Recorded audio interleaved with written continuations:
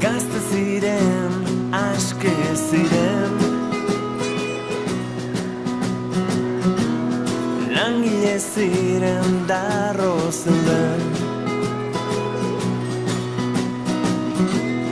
Gizarte berri bat amesten zuten.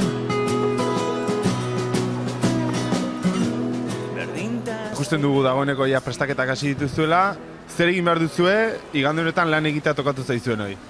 Ba, inbardeuna da karakolak azken finen, zetik bere garaien oso astesatutan oso tipiko izaten zian, eta pixkanaka galtzen jundia. Eta horren, bueno, aitzeki hori hartu dugu, pixkat, giro pixkat sortzeko hemen Tolosalden.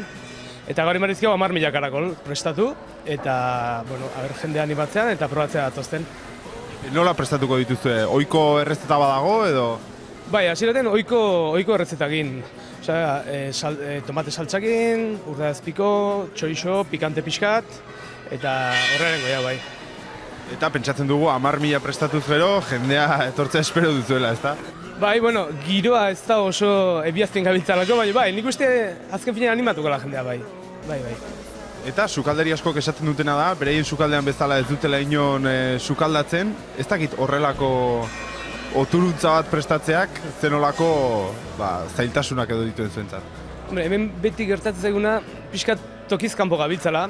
Baina, bueno, nola prestakuntza lehenotekin deun gauza asko aurretuta eta olekarizkiago, gauza pixkat xamurrago hobeto xeo juteko, bai.